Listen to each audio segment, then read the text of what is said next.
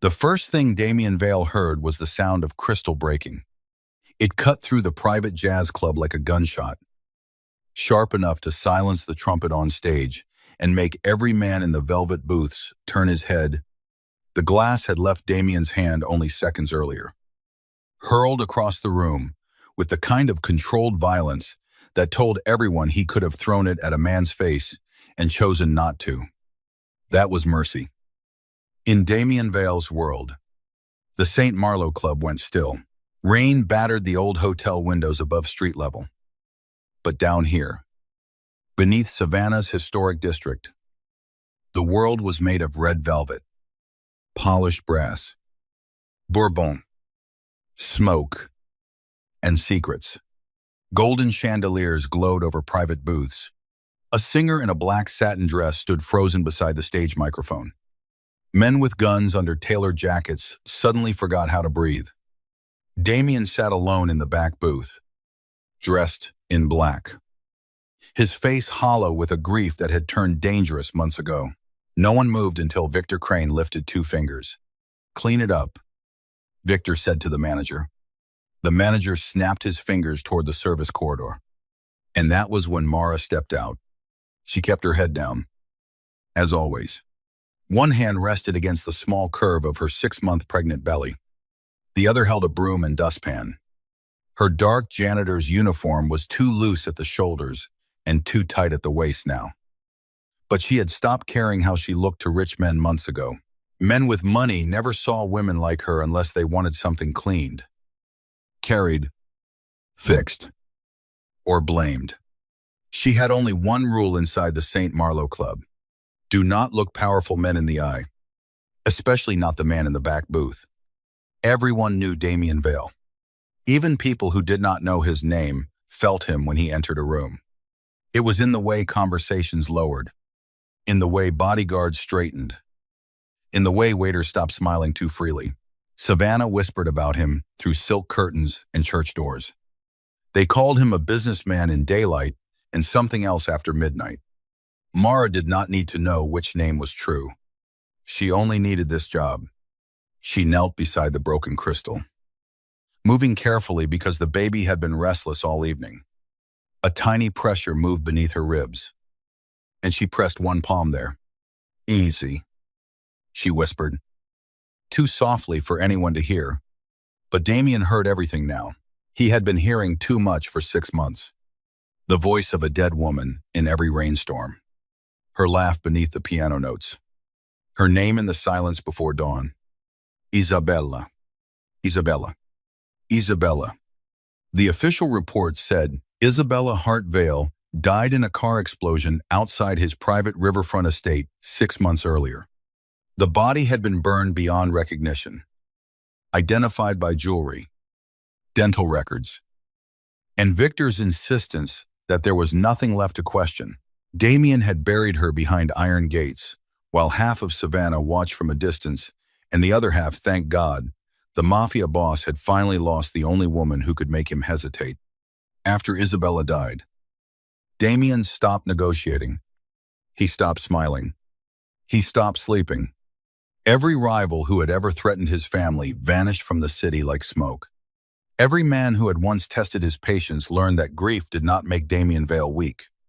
It made him precise, cruel, empty enough to do what other men only threatened. But tonight, sitting beneath gold light with bourbon untouched before him, Damien looked at the pregnant janitor, kneeling in broken glass, and felt something worse than grief. Recognition. Mara swept the shards into the dustpan. Careful. Fast. Invisible. Then a small piece of crystal sliced her finger. She gasped. It was barely a sound, a tiny breath of pain. Damien froze. The club temperature seemed to drop. Victor's eyes shifted toward him. Damien stood slowly. The singer took one step back from the microphone. Mara did not notice at first.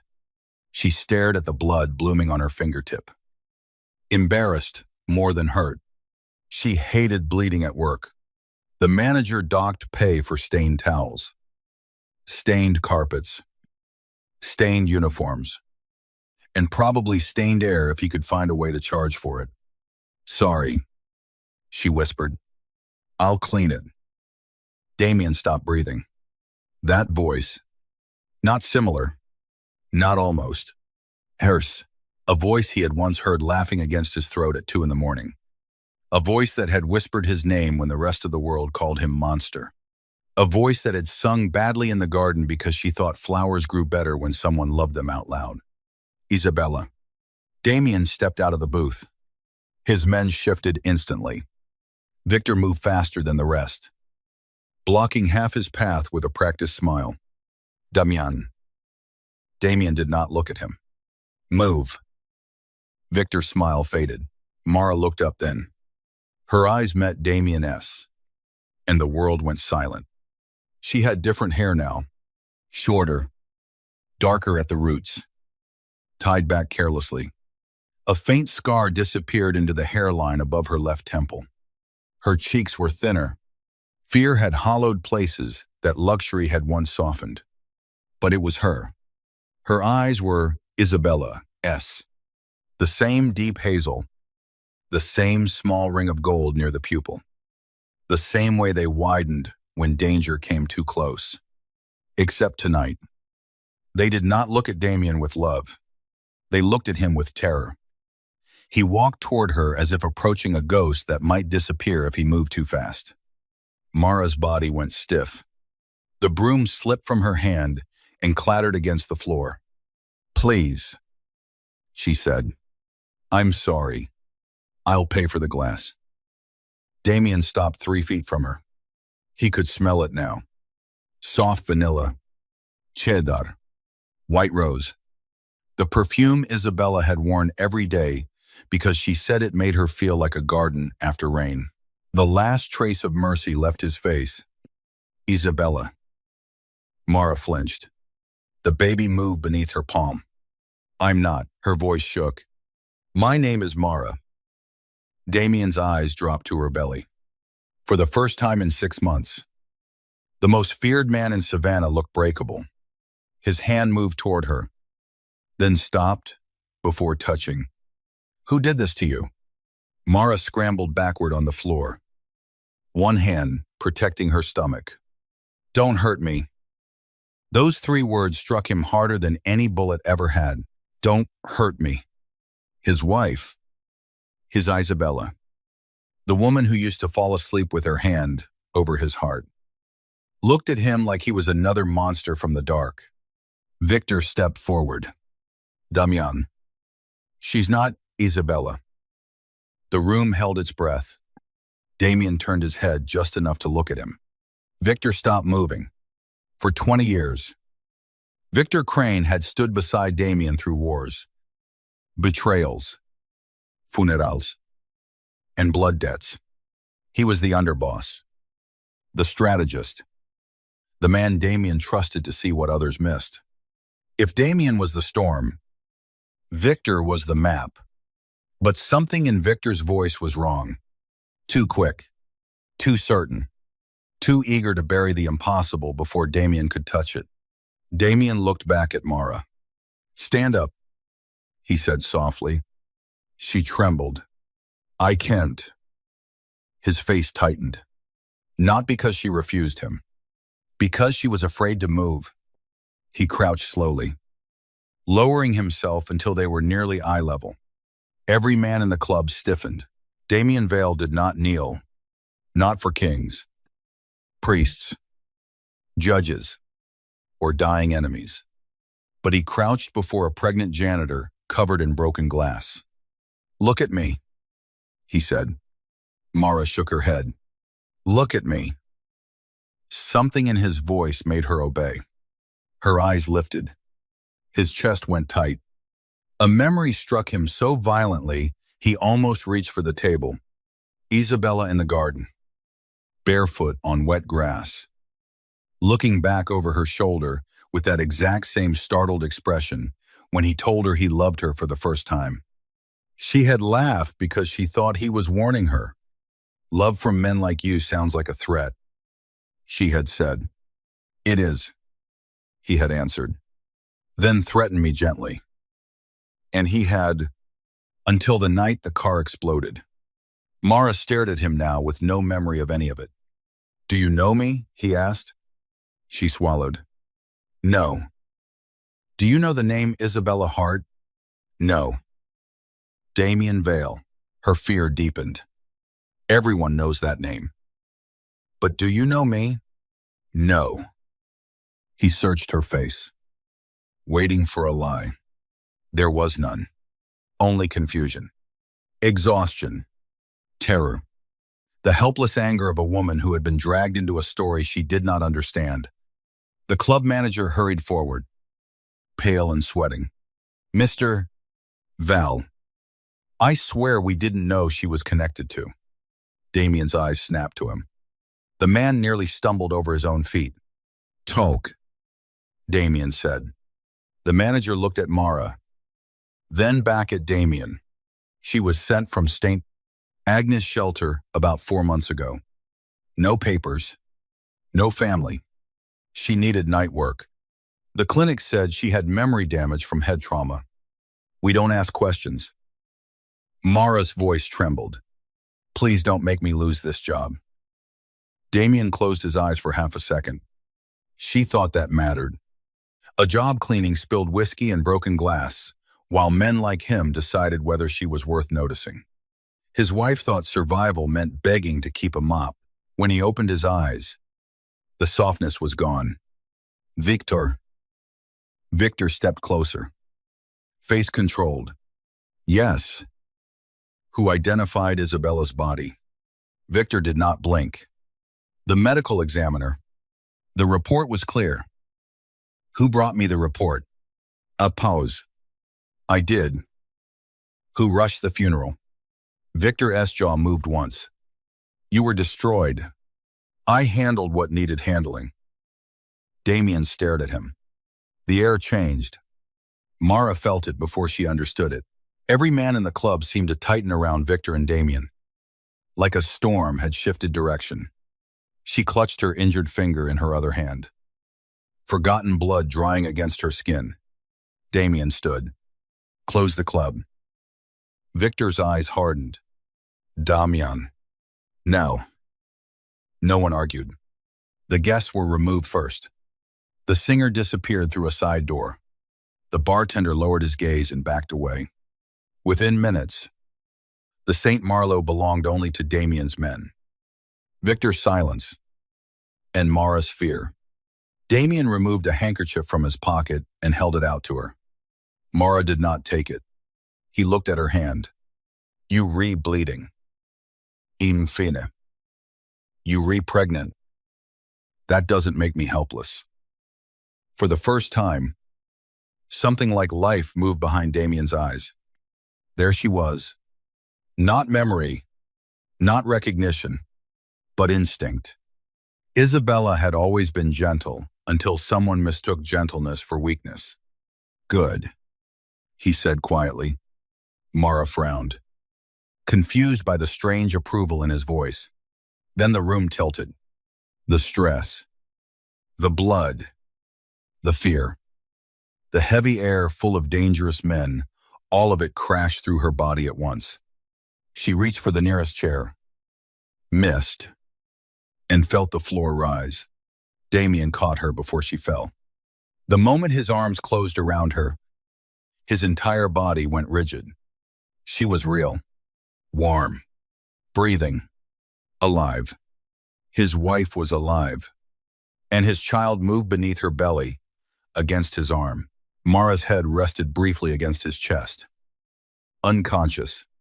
Damien looked down at her face like a man seeing God and judgment in the same moment. Victor's voice came from behind him. "You can't take her home." Damien lifted his eyes. Victor stopped.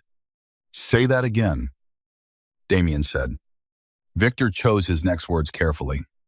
"If she is Isabella, someone did this for a reason. If she is not, someone sent her to manipulate you. Either way, bringing her into the estate is dangerous."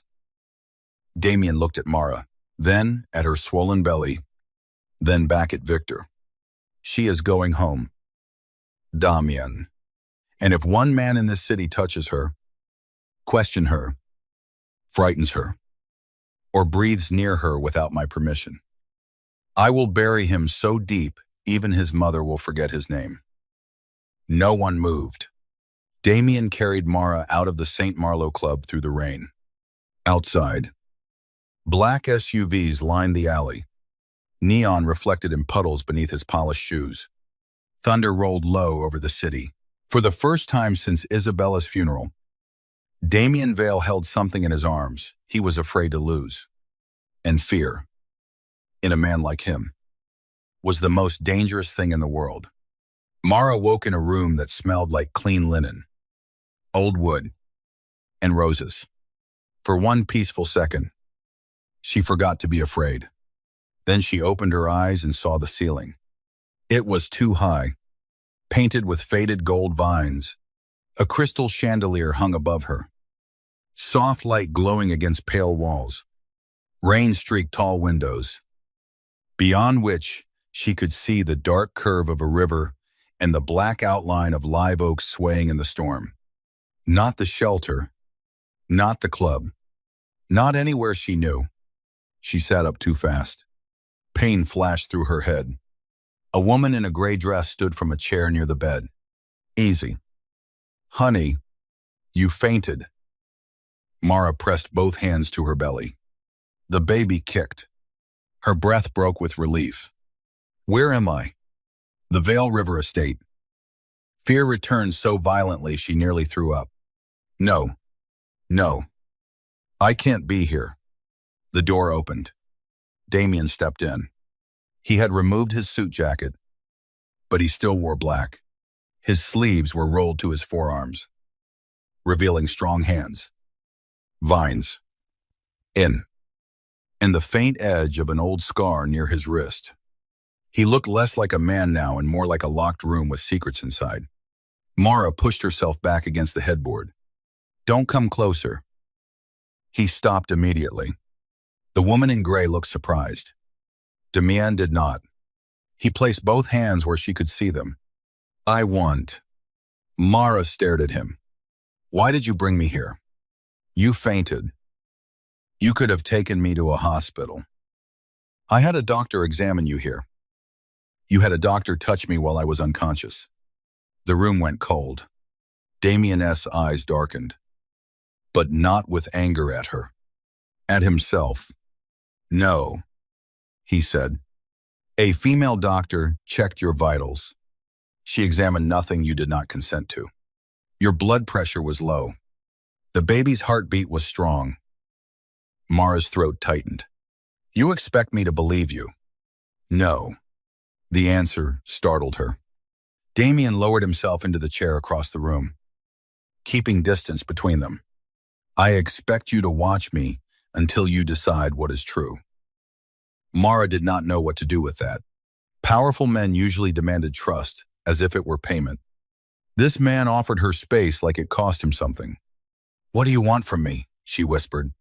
His gaze dropped briefly to her stomach before returning to her face. The truth. I don't have it. I know. No. You don't too. Her voice rose despite the fear. You keep calling me by someone else's name. Everyone keeps looking at me like I'm a ghost.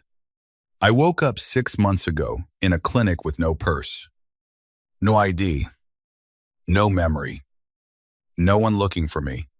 The shelter named me Mara because I had nothing else. I don't know your wife.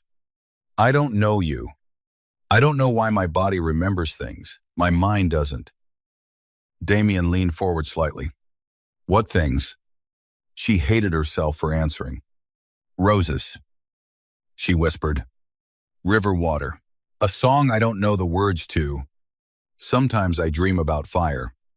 Sometimes I wake up reaching for a ring I've never owned. The muscles in his jaw tightened. Mara saw something hanging beneath the open collar of his black shirt.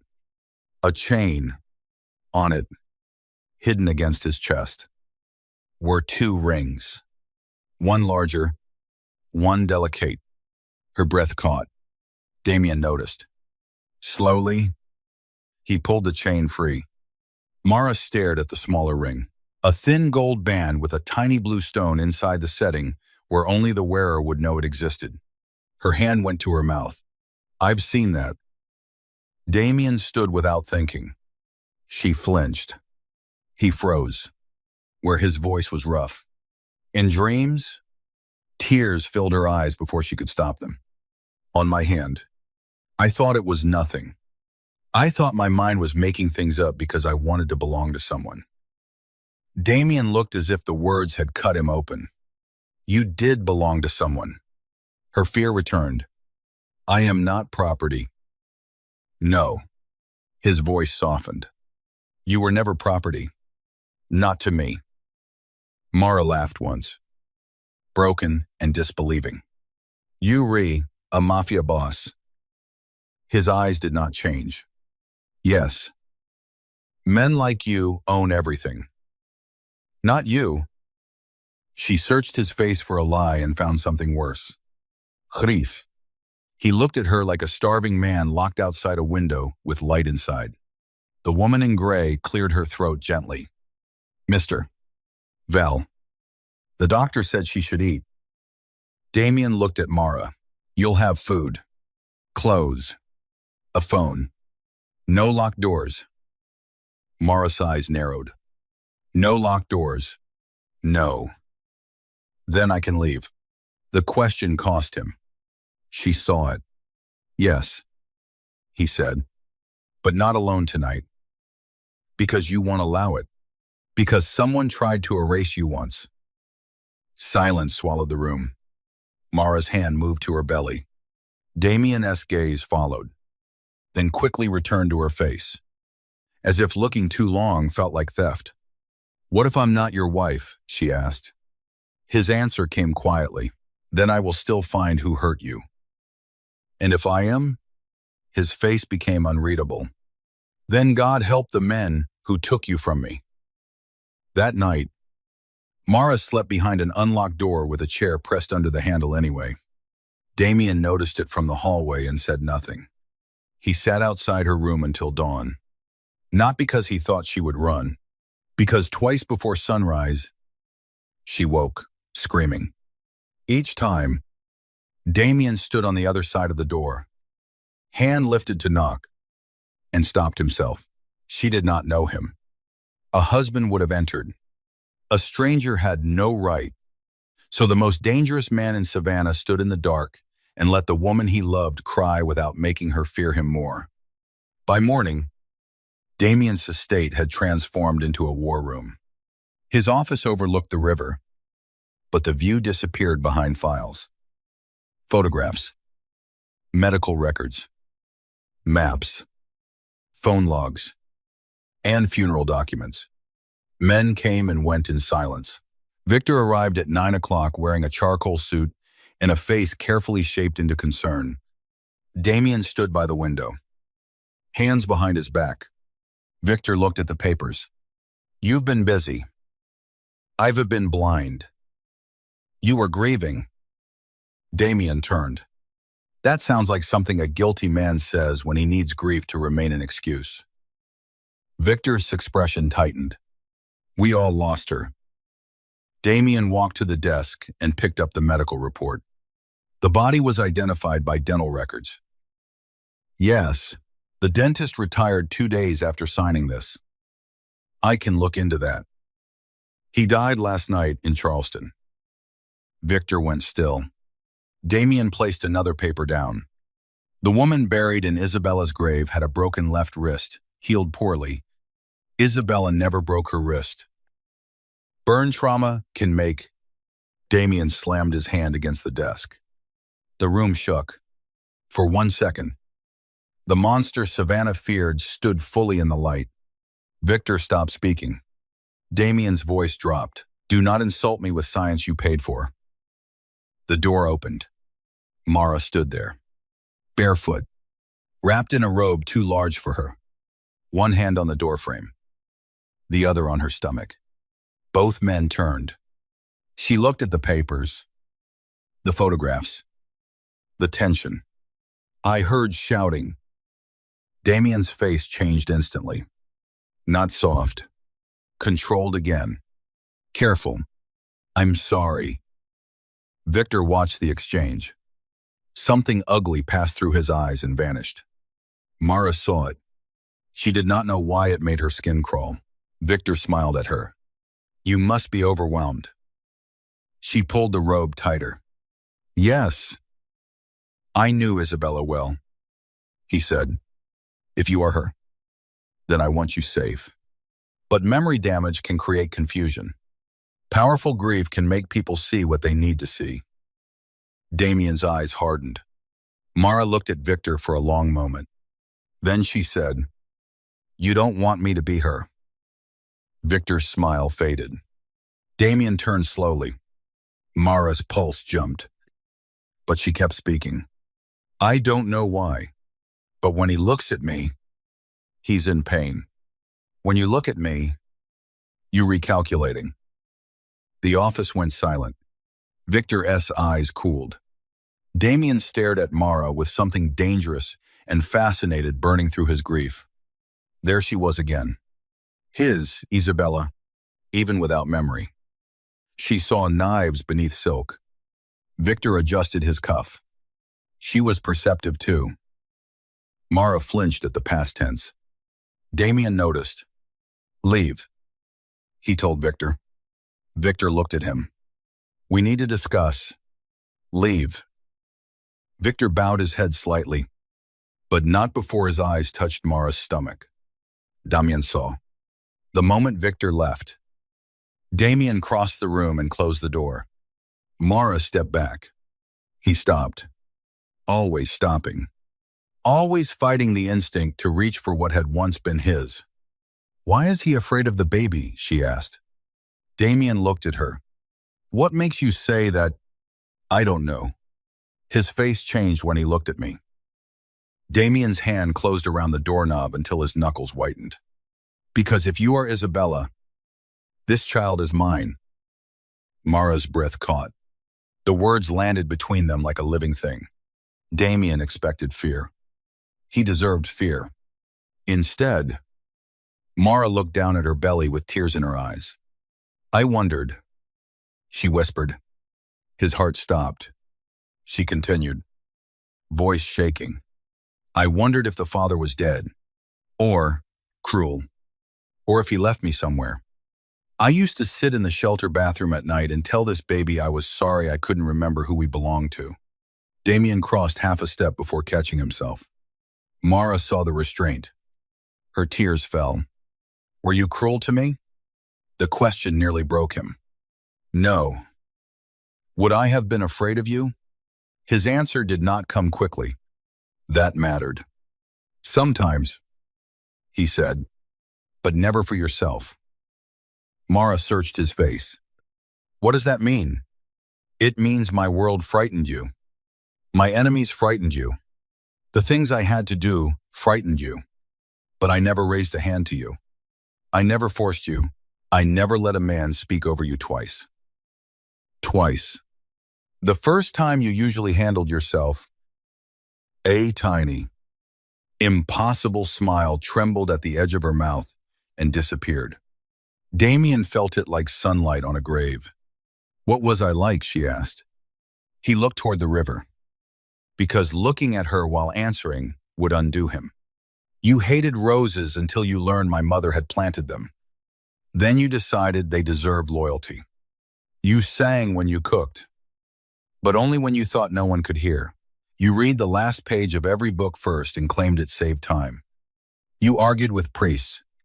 You fed stray cats on the back steps and pretended not to because you knew I would assign them guards. Mara blinked through tears. That sounds ridiculous. You were ridiculous. She laughed softly. Damien's eyes closed. There it was. Not the same laugh. Not fully, but close enough to hurt. When he opened his eyes, Mara was watching him differently. Not with trust. Not yet, but with curiosity, and that was the beginning of danger. Over the next days, Damien learned a new form of torture. Having Isabella alive and not being allowed to love her Mara ate breakfast on the terrace with two female guards nearby instead of his usual men. She slept with the lights on. She kept a kitchen knife under her pillow until one of the maids gently replaced it with a panic button and pretended not to notice. She walked the estate gardens slowly, one hand on her belly, stopping whenever a smell or sound made her memory flicker. Damien watched from a distance. He told himself it was for her safety. Everyone knew better. His obsession had changed shape. Before the explosion, he had loved Isabella with the selfish certainty of a man who believed power could keep loss outside the gates. Now he watched Mara like breathing depended on her continued existence. If she frowned, his men moved. If she winced, doctors were called. If she disappeared from view for more than 4 minutes, the estate tightened with silent panic. Mara noticed. Of course she did. One afternoon, she found him standing beneath the live oaks while she sat near the fountain. "You rewatching me again?" Damien did not deny it. "Yes. It makes me nervous." "I know." "Then stop." 30. His jaw tightened. "I'm trying." That answer was too honest. Mara looked away first. The garden smelled of damp earth and white roses. Spanish moss drifted from the branches. Beyond the estate walls, the river moved brown and slow beneath a pale sky. "You loved her," Mara said. Damien's eyes stayed on her. "Yes." "Not me." His face tightened. "You are her." "I don't remember being her." "That does not make you less yourself." "It makes me a stranger, wearing her face." "No." The word came too sharp. Mara stiffened. Damien lowered his voice. "No." He repeated. "You are not wearing her face. You are not an imitation. You are not a replacement. You are the woman they tried to erase. If you never remember me, that will still be true." Her eyes filled. "And what happens to you if I never remember?" Damien looked toward the roses. "I survive." "That isn't an answer. It is the only one I can give without frightening you." She studied him. "You frighten me anyway." "I know. But not always." He turned back to her. Mara immediately regretted saying it.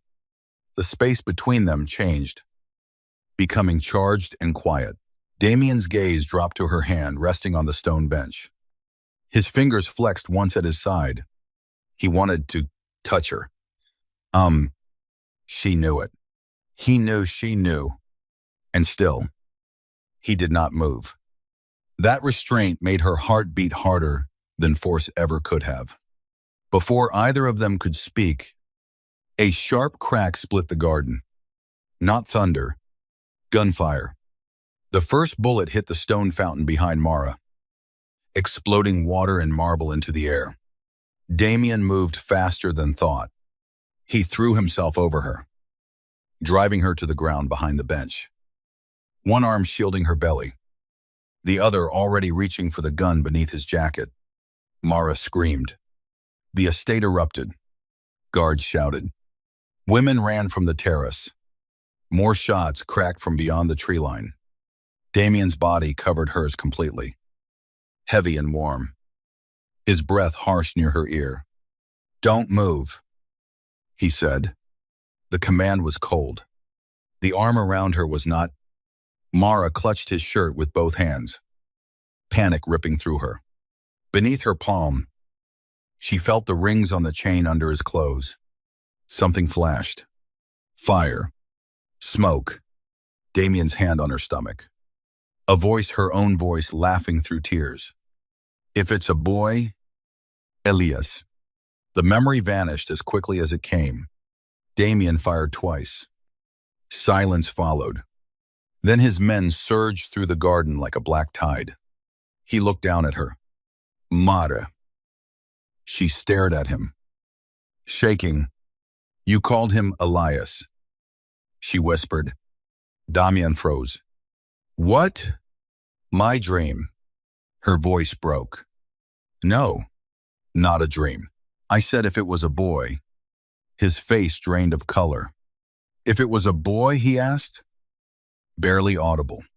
Tears slipped down her temples into her hair. Elias. For a moment. The gunfire. The guards. The world. All of it disappeared. Damien looked at her like she had just handed him back the sky. That was our name, he said. Mara began to cry. Not because she remembered everything. Because she remembered enough to be terrified of what had been stolen. Damien touched her cheek before he could stop himself. She did not flinch. He realized it at the same moment she did. His thumb rested against her skin, trembling. Then a guard approached. Boss. Shooter S dead. Not ours. Tattoo behind the ear? Damien S' expression changed. The husband vanished. The king returned. Crane, he said. The guard hesitated. Victor's men used that mark. Mara looked up. Damien helped her sit slowly, his body still shielding hers from the open garden. He tried to kill me, she whispered. Damien's voice was deadly calm. No, he tried to finish what he started.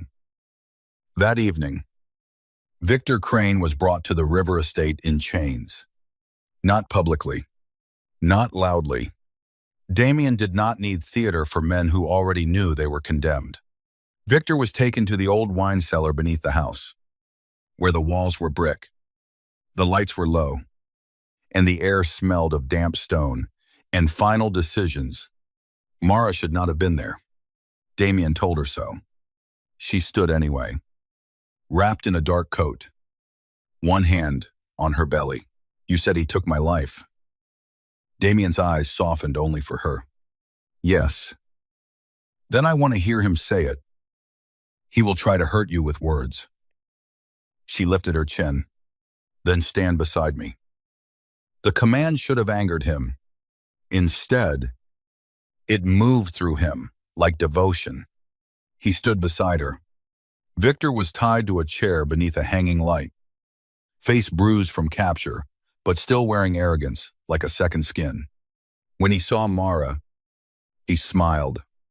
Isabella. She went cold. Damien noticed the tremor in her hand. His own hand moved near hers. Not touching. Offering. After a moment, Mara took it. Victor's smile faded. You always had terrible judgment in men. Damien stepped forward. Mara tightened her grip. He stopped. Victor noticed and laughed softly. There it is. The leash. Damien's voice was quiet. Confess. Victor leaned back. To what? Saving your empire. Mara's fingers tightened around Damien S. Victor looked at her stomach. You are going to ruin him. Do you know that? No. Of course you don't. You remember nothing. How convenient. Damien's eyes went black. Victor continued. Enjoying the wound. He was becoming weak. Leaving meetings early because you disliked eating alone. Canceling shipments because you wanted peace near the river. Talking about schools, gardens, a future where his son would not inherit blood. Do you know what happens to an empire when a man like Damien Vale starts dreaming about bedtime stories? Mara's face trembled. Victor smiled. It does. Damien stepped closer. So you staged the explosion? I saved what your father built. You put another woman in Isabella's car. Victor shrugged. A thief from the docks. No one missed her. Mara recoiled. Damien's hand tightened. But his voice stayed controlled. You switched the medical records. Yes. You paid the clinic to keep her unidentified. I paid them to move her farther away. Victor's eyes sharpened. That was my mistake. I should have made sure she never woke up. The room changed. Even the guards looked away. Damien released Mara's hand gently. Take her upstairs, he said. Mara turned to him. No. Mata. No. Tears burned in her eyes. If you become what he wants right now, then he still owns part of this. Victor laughed. You think he can be anything else? Mara looked at Damien. She did not remember their wedding. She did not remember the first kiss. She did not remember the nights he had held her through storms or the morning they had chosen their son's name. But she knew this man now. The one standing before her. Shaking with violence, he could unleash with one word. You told me I was never property. She whispered. Don't let grief own you either. Damien stared at her. The room held its breath. Victor sneered. She still makes you weak. Damien turned back to him. No, he said. She reminds me what strength is for. He nodded once to his guards. Take him to the Marsh house. He answers for every name involved. Then he disappears from my city. Victor's face changed. For the first time, fear entered it. Damien. Damien looked at him as if he were already gone. You should have killed me when you took her. The guards dragged Victor away. His shouts faded down the corridor. Mara stood in the cellar. Trembling. Damien approached slowly. Are you afraid of me? He asked. She looked up at him.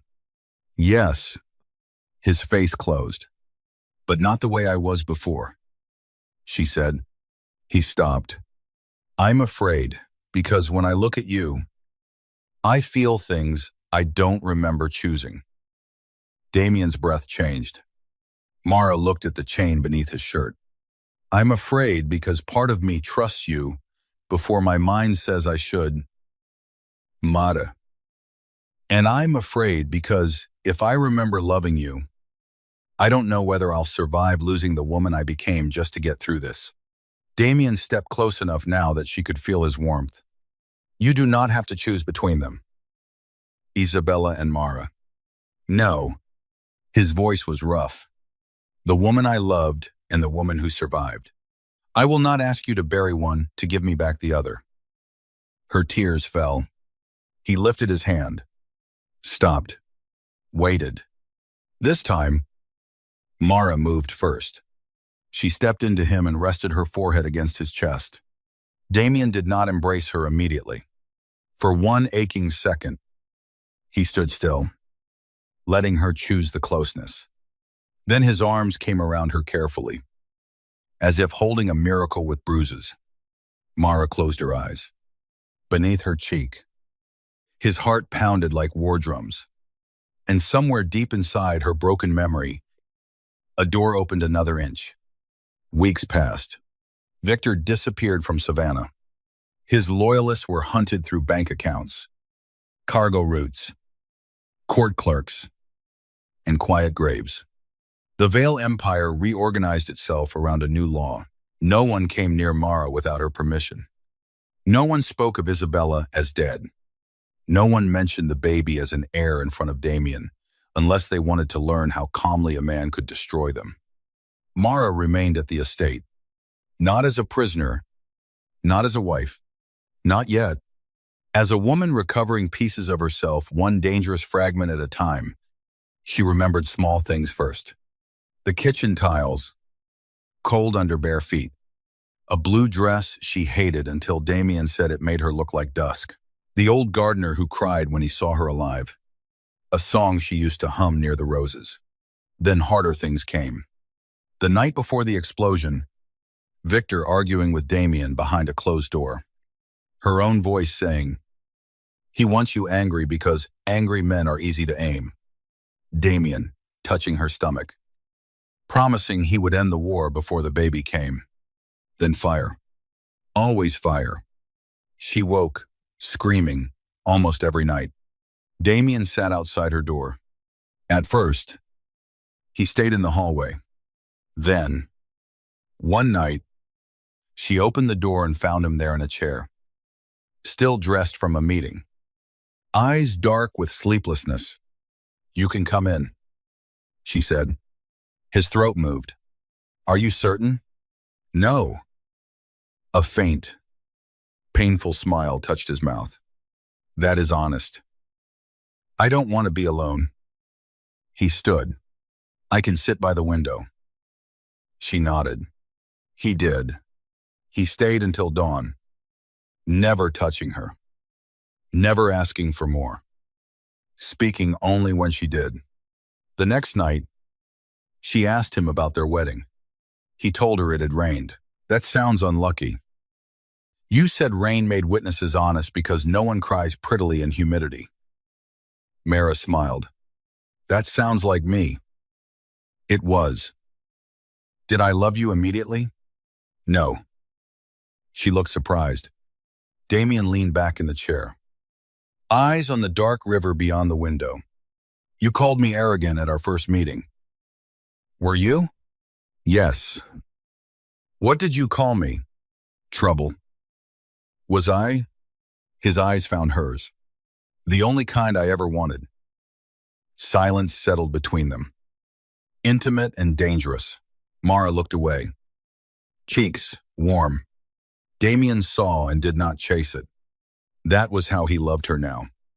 By not taking what she was not ready to give. Her body remembered before her mind fully did. She remembered the feel of his hand at the small of her back when they walked past men who wished him dead. She remembered turning toward him in sleep.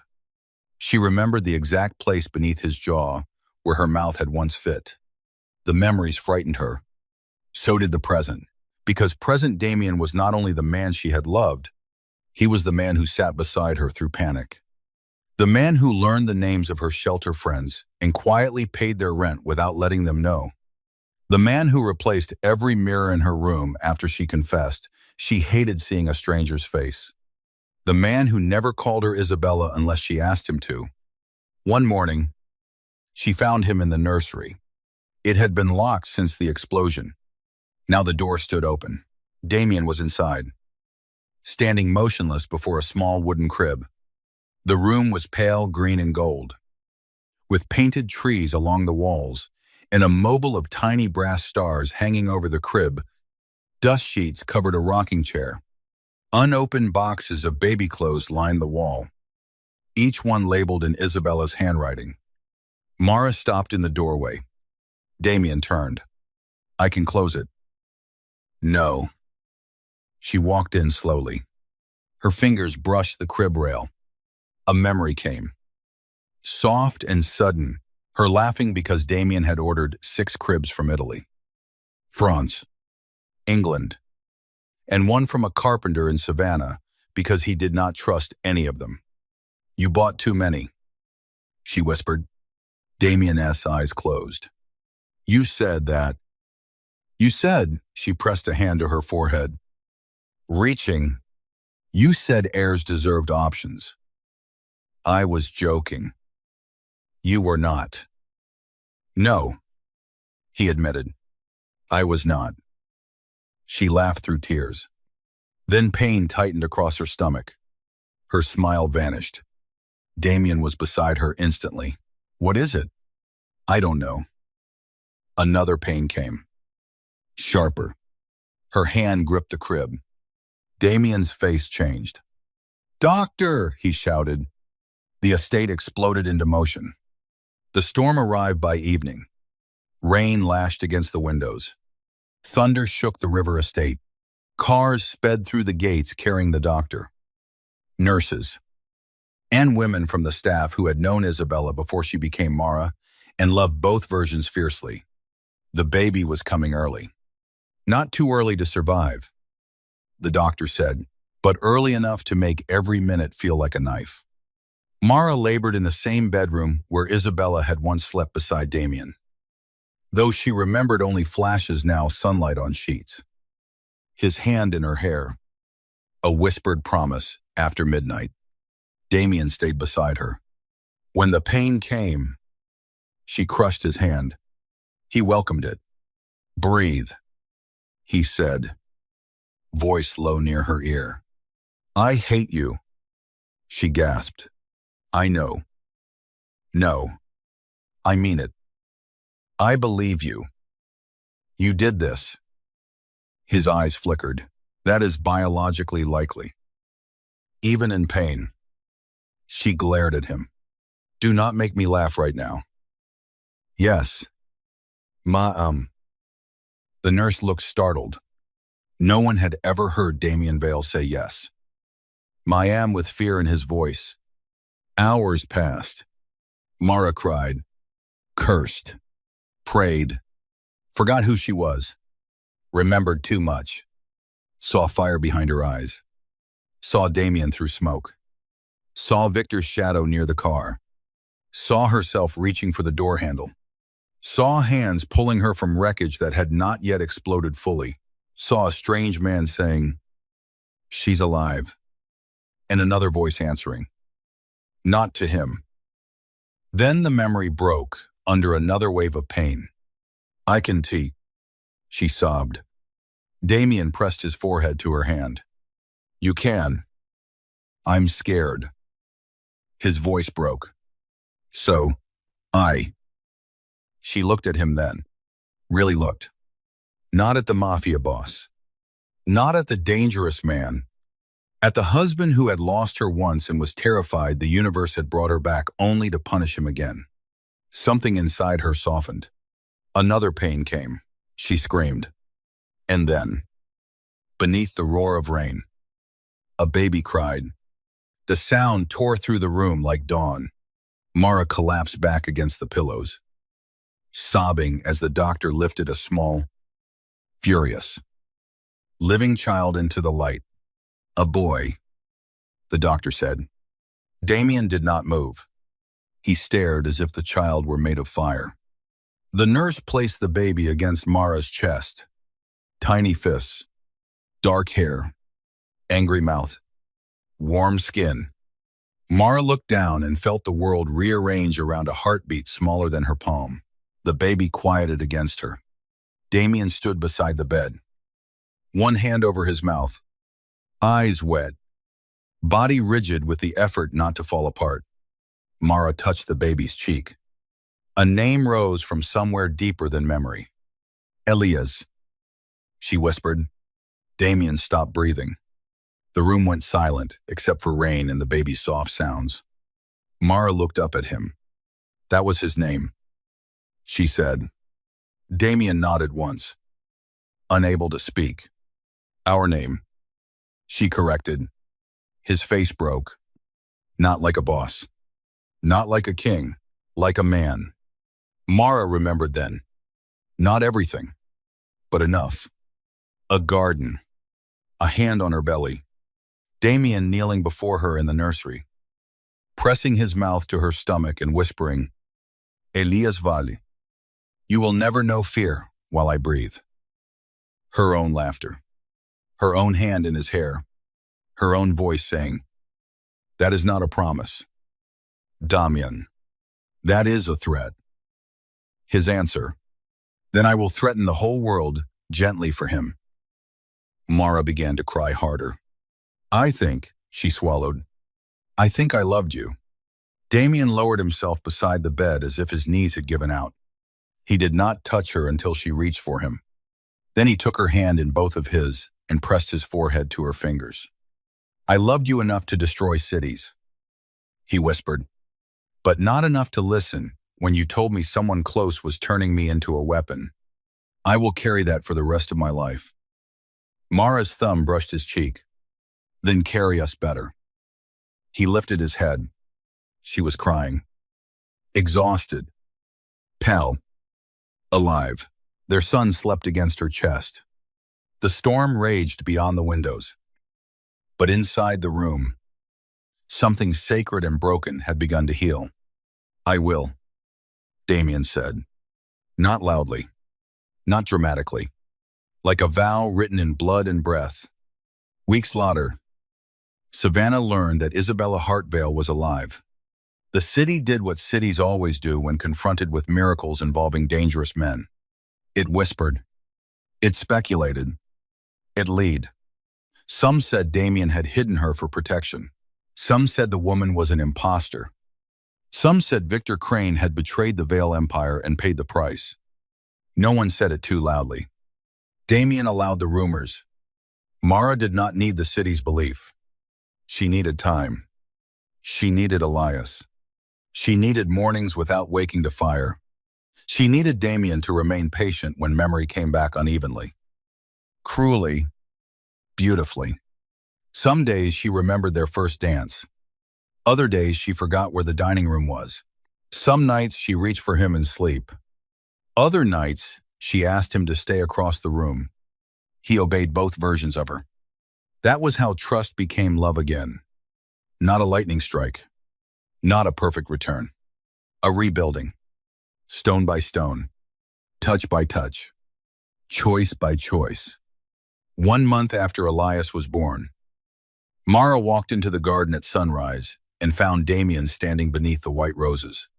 He wore black, as always, but his shirt sleeves were rolled up and Elias slept against his chest in a dark sling. One tiny fist gripping the edge of his collar. The sight stopped her. The most feared man in Savannah stood surrounded by roses. Holding a baby like the entire empire had narrowed to one sleeping breath. Damien looked up. Mata. She walked toward him slowly. Isabella, she said. He went still. She smiled through tears. Mara too. His eyes softened. Yes. I don't want to go back to who I was before the explosion. I know. I don't want to stay only who I became after it. I know. I want to be both. Damien looked at her like she had just forgiven a part of herself. He had been too afraid to name, then be both. He said, I will love both. She reached him. For the first time, she touched the chain at his throat and lifted the rings from beneath his shirt. His wedding ring. Hers. You kept it. I kept breathing because it was the only thing left that knew your skin. Mara's lips trembled. That is the most terrifying romantic thing anyone has ever said to me. A faint smile touched his mouth. You used to say that often. I'm starting to understand why. Elias stirred between them. Damien looked down immediately, all power disappearing into quiet panic. Mara laughed softly. The sound moved through the garden. Damien looked up. There was no hunger in his eyes this time, no desperation. Only devotion sharpened by loss and tempered by restraint. May I kiss you? He asked. Mara remembered 100 kisses, and none of them fully. She remembered fear. She remembered fire. She remembered his hand stopping before touching her because she had asked him not to come closer. She remembered Elias' name. She remembered choosing. So she stepped closer, careful not to wake the baby, and touched her lips to Damien's. It was not the kiss of a ghost returning. It was not the kiss of a wife fulfilling a memory. It was the kiss of a woman alive enough to choose the man who had once lost her, found her, protected her, feared her, waited for her, and learned that love without patience was only possession wearing a softer name. Damien kissed her gently, as if gentleness, for him, had become the most dangerous promise of all. The sun rose over the river. Gold light touched the roses. The old house, the iron gates, the city beyond them, and the family standing in the garden where grief had once been buried. Damien Vale had once believed power meant never losing what belonged to him. Mara taught him power meant protecting what could still choose to leave. And Mara, who had woken with no name, no past, no ring, and no memory of the man who loved her, finally understood that survival had not made her less Isabella. It had made her whole. Behind them, the river moved quietly toward Savannah, carrying secrets, ashes, and the last shadows of betrayal out to sea. In Damien's arms, Elias opened his eyes. Mara smiled. Damien bowed his head over both of them, and for the first time since the explosion, the most feared man in Savannah did not look like a king guarding an empire. He looked like a husband who had been given back his world.